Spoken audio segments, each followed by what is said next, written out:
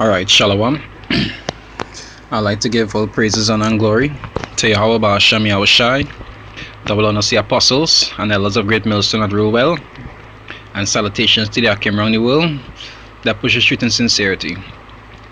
You know, somebody asked me about praying, so I say I will do a short class on it for all the people who knew, you know, who does watch my videos, if they mightn't understand certain things about praying. I want to break down a few basic necessities about praying. You understand? These things are, according to the scriptures, are very important. Right? I'll start with Psalms.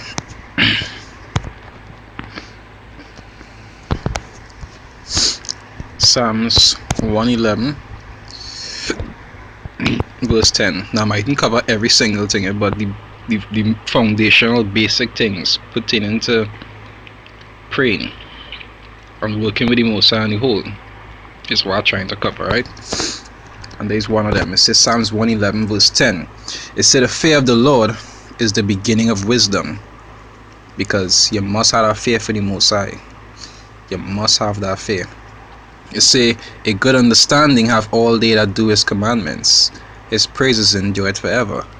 So not only he does teach, he is a lawyer to learn certain things pertaining to his statutes and judgments if you keep his commandments, but you also have to fear him. Because the fear of the Most High is what true wisdom really is. If a man understand certain things pertaining to history, if you understand certain things pertaining to prophecy, if you understand the things that are to come, you understand, he will know that the Most High is somebody to be feared. But when you go in those churches, there's teacher is not fear they're talking about, is respect. But respect does come from fear. You understand? Respect does come from fear, because if you fear somebody, you will respect them. If you fear your boss, as the minute he come around, you're not going to do anything stupid to upset him. Respect does come from fear. Just like you realize with marriages, not the modern day type, back in the ancient type, you will see that women used to have more of a respect for the husbands because they used to fear them, because they didn't have things put in place that if the error, like how it is in this system, if they error now, you can't be able to do them anything. But back in the days, if they did error, it's too tap they would get. Because of that fear they had for the husband, they used to be more respectful, they used to be more obedient. And because they lose that fear, because they no longer had to be submissive, they lose that respect. They will talk to the husband how they want, they will be how they want. That'll show you how important fear is. And fear in the Most High is also just as important, because you can't expect the Most High to want to answer you and you talking to him like if you and he is on the same level. You understand? No, you know the scriptures say, like I always say in John 15,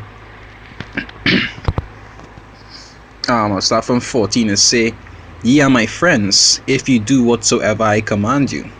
Now it has some people will hear that and think to themselves that them and the Most High is best friends. No, as the Messiah say, ye are my friends if you do whatsoever I command you. But like I hear a brother explain it perfectly from the London camp. He said about a big difference between love and order. It's not because you and somebody might be friends that means that you and them on the same level. Abraham was classed as a friend of the Most High, but he didn't used to talk to the Most High how he wants. He used to show the Most High full respect. Even if he had to ask something, he would humble himself properly and talk to him, because he understand, even though he was classed as the friend of the Most High, the both of them not on the same level. Same thing like in ancient times with women and the husbands. Women and the husband used to be real good friends, but they used to understand they're not on the husband level. And anytime you forget that you're on his level, he will quickly remind you. You understand? So the fear of the Most High is very important. And that is one of the basic things when it comes to praying, because you ought to remember that you and him not on the same level. Which brings us to Proverbs 28 verse 9. Right, it say, he that turneth away his ear from hearing the law even his prayer shall be abomination. Because for the Most High to be answering your prayers, you also have to be someone that does do his will. You understand? You ought to be somebody who does try to live according to the Most High's statutes and commandments, trying to be righteous how he wants you to be, and not just what you feel like doing and don't feel like doing. That is something to be very careful of. You ought to be living according to how the Most High wants you to live. Today is John 9 verse 31. It says, now we know that the Most High heareth not sinners. So if you're somebody who living how you feel like living and doing things you know you're not supposed to be doing, that could cause division between you and the Most High. You can't expect to go and pray to him and expect that he will listen to you. Alright, I'll read it over. It says, now we know that the Most High heareth not sinners, but if any man be a worshipper of the Most High and do his will, him he heareth. So all these things are important when it comes to prayer. You ought to be able to acknowledge these things and work to the Most High standard.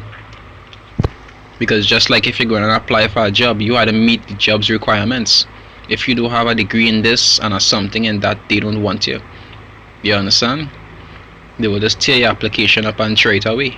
In order to serve the Most High and to pray to him, you had to meet certain requirements also. You can't just want to do what you feel like and feel like you'll answer your prayers. I'll go back to Proverbs 1:20 something, when it say he will laugh at your calamities. Because when he called, you didn't answer. You didn't want to do the things that he told you to do, but you wanted to do your own thing. Right? That's our next thing there.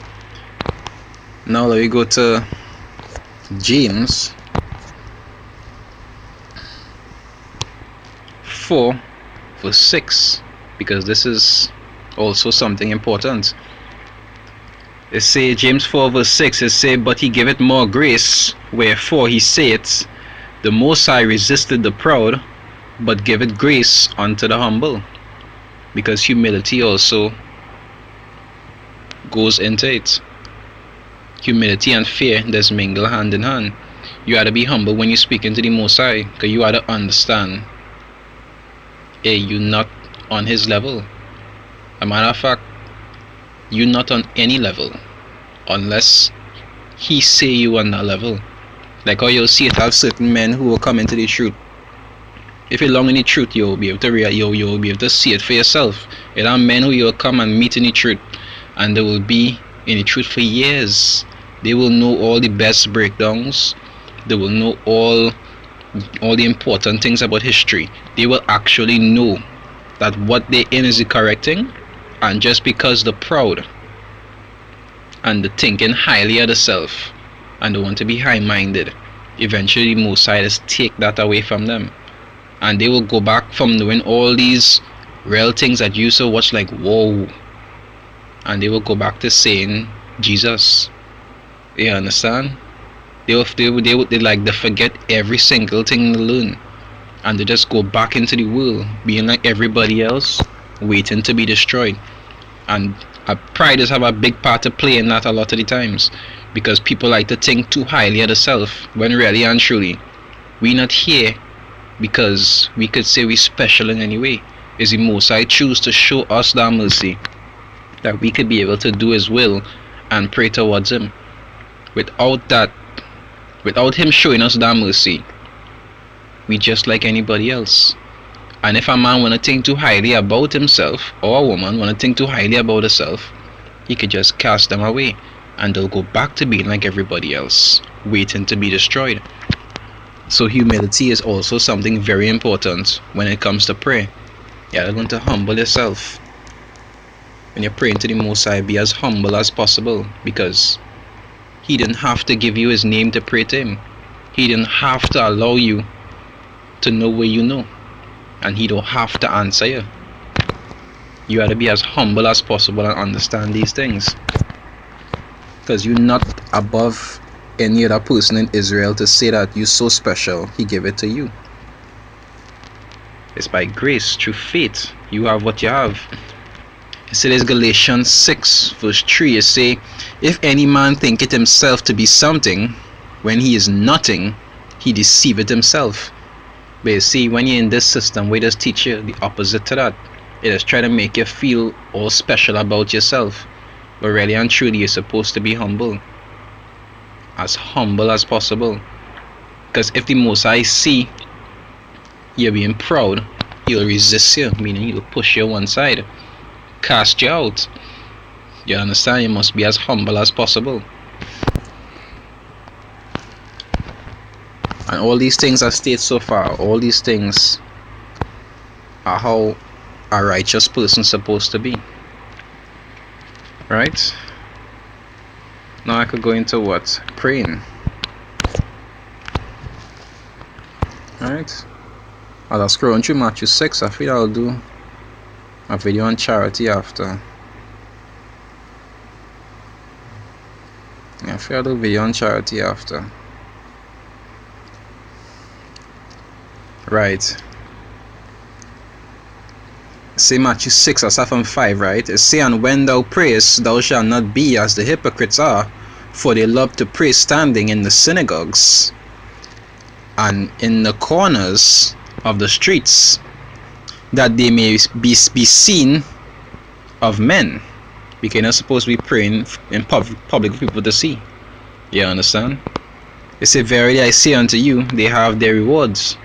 Their reward. Because as you say, the hypocrite have a reward to receive. It say, but thou, when thou prayest, enter into thy closet, and when thou hast shut thy door, pray to thy Father which is in secret, and thy Father which is in that seeth in secret shall reward thee openly. So really and truly, when you're praying, you gotta pray where people are not supposed to be seeing you. You're supposed to be praying in a secret place by yourself. If you had to pray and you're among people, pray in your head when nobody could know that you're praying.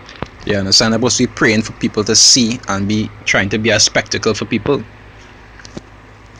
It say, but when ye pray, verse 7, it say, but when ye pray, say use not vain repetitions, as the heathens do, for they think that they shall be heard of their many speaking. Really and truly, you're not supposed to be praying. Your prayer is supposed to run 3-4 minutes, like if you're at a chorus state and there's a song. You understand? The Most High already know what it is you're praying for. You're supposed to keep your prayer short, to the point, and as respectable as possible. Verse 8, it say, but it say, be not ye therefore like unto them, for your Father knoweth what things ye have need of before ye ask him. Right? And after this, from 9 go down to give you an example of how to pray. You understand? The Messiah was giving an example of how to pray, because you see how the writing is in red. You know that is the Messiah speaking. I'll cover one of the last topics about praying, which is something very important. It's one of the most important. So there's Zephaniah 3. No, I have one more thing to cover before this. One more thing to cover.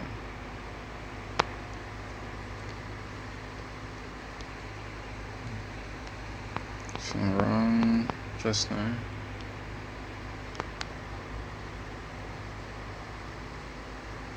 Right, I'll come back to this. It says Hebrews 11 verse 6. This is also our next very important quality to have if you had to pray to the Most High. Say Hebrews 11 verse 6, it say, but without faith it is impossible to please him. For he that cometh to the Most High must believe that he is, and that he is a rewarder of them that diligently seek him. So you see, when you're praying to the Most High, if you don't have faith in him, you don't have faith in his name, or you don't have faith in what it is he could actually help you with or do, then it makes your prayer will be more or less void, because you don't believe that he will actually do what it is he will do. When you look at the heathens and they pray to idols and statues, we know that those idols are not true. They have no power in themselves, but they just believe wholeheartedly that those idols could help them. Now, more or less for you who actually know that the Most High is real and He exists, what you'll say for yourself? Why wouldn't you believe in something that is real, and they could pray and believe in something that is fake? You understand? That faith, that belief in the Most High, that He could actually help you and do certain things and deliver you. That is one of the most important things to pray. Important things about praying. Because if you're praying and you don't believe that the Most High will actually help you, what reason does He have to help you? See Romans 10 verse 14, and say, how then shall they call on Him in whom they have not believed? You understand? Belief is a very important thing. And how shall they believe in Him whom they have not heard? And how shall they hear without a preacher? Now you see how I say here, whom they have not heard? Because they just hear of the Most High through His teachers, which are the prophets. Which goes back to what I say here. And how shall they hear without a preacher? That is why we just go out and preach to the people and teach them the correct thing on what to do. Instruct them on how to be and so forth. Is whether they will hear or whether they will forbear. But faith in the Most High is very important. Because the Most High wouldn't listen to your prayers if you don't believe in Him. Alright? Which takes me to the last topic now. The last topic about praying. Because right now I already see certain foundation things about praying. Now we'll try to cover how to pray. Right? It said in Zephaniah 3, I'll read verse 9. It says, for then will I turn to the people a pure language, that they may all call upon the name of the Lord, to serve Him with one consent. Right? Because that pure language that we used to speak is Hebrew, which we know today as the Lashawan Kodash or Paleo Hebrew. And that is how originally we used to pray. It's Matthew. There's Acts 2. I'll start from 21. It says, and it shall come to pass that whosoever shall call on the name of the Lord shall be saved. Right? It says, ye men of Israel, hear these words. Now it says, whoever it is call upon the name of the Lord shall be saved. Because the name of the Lord is what you have to use to pray to Him. The prophecy states that you're supposed to call on the name of the Lord when you're praying. Now, as I read in Zephaniah, that you return to us a pure language, because that is the language the prophecy states that we're supposed to pray and call upon Him. I'll just if I can find it in the prologue of Ecclesiasticus. I find it fast, boy. What? I'll read this part here. I'll go up here so you can see which part it is.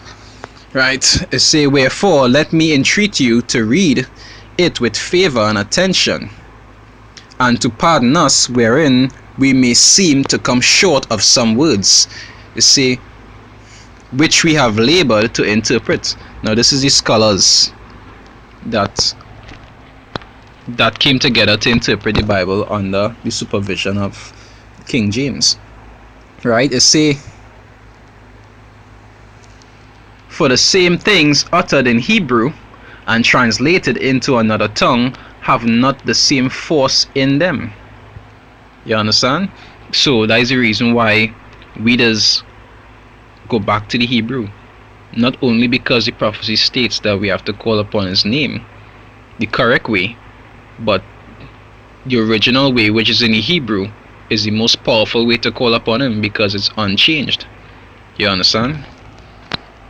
Because when they change it into something else, like how they say the Messiah name is Jesus, when the scriptures plainly said that the Messiah was Hebrew, Even show in Acts that he spoke Hebrew, but they gave him a Greek name. And they even use in that name a letter that didn't even exist before. So if you have to call upon that name, you can expect it to have the same effect as his actual name, speaking the correct way. That is why we just teach people according to the prophecy to return to that pure language, so that they could call upon the name of the Most High in the correct way, in its most powerful form that was given to us. And all these things are very important. Now, if you watch my recent videos, you will know, you will get a breakdown of the Most High's name. You will get a breakdown of the Most High's name, how it is said, and so forth and so forth.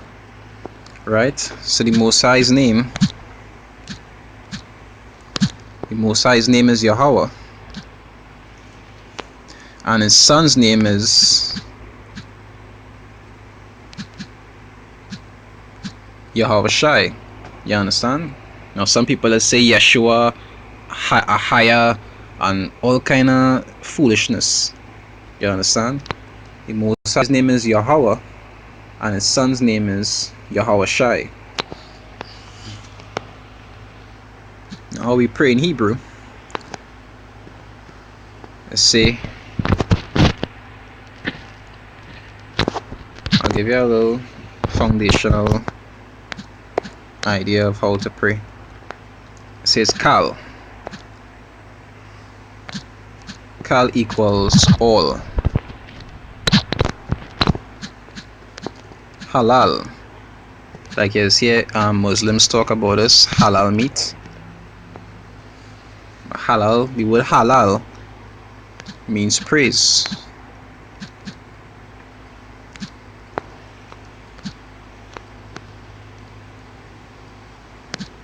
La in Hebrew means two. Now Yahweh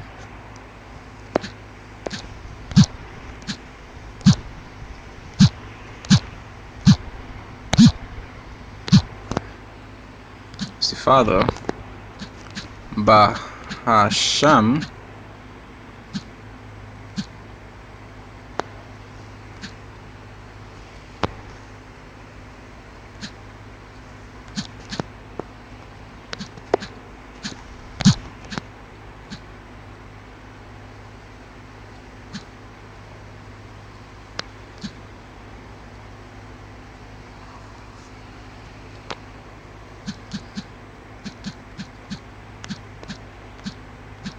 Bahasham is in the name. Shal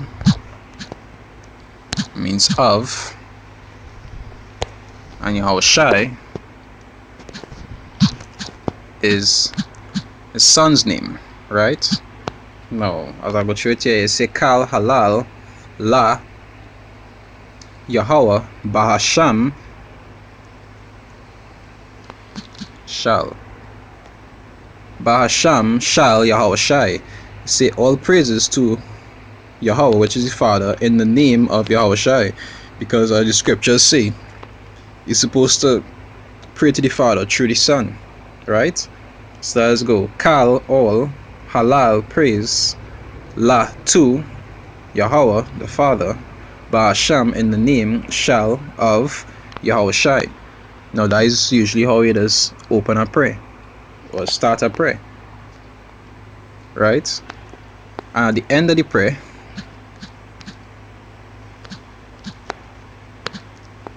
you will say Tawada,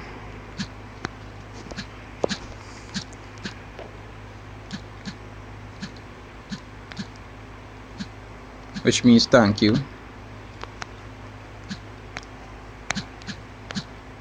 Tamyar,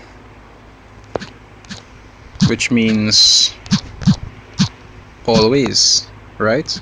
And that is one of the basic ways to pray. Now after you start the prayer, say Kal Halal La Yahweh Bahasham Shal Yahweh Shai. You say a prayer, and then at the end of the prayer you say Tawada Tamyar, which means thank you always, right? So that is just a basic for anybody who now starting off or actually sincere and trying to be how the Most High want them to be.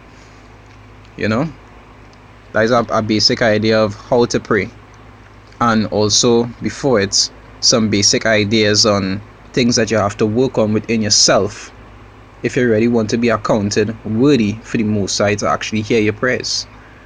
Because all those things that I explained before are very important. Right? All of those things pertain to actually being righteous, so that when you actually do pray to the Most High, He will actually hear your prayers. You understand, and comfort you. Right? And with that, I'd like to give all praises, honor, and glory to Yahweh Ba'ashem Yahushai, double honors the apostles and elders of Great Millstone and Rule Well, and salutations to the Akim around the world that push the truth in sincerity. Shalom.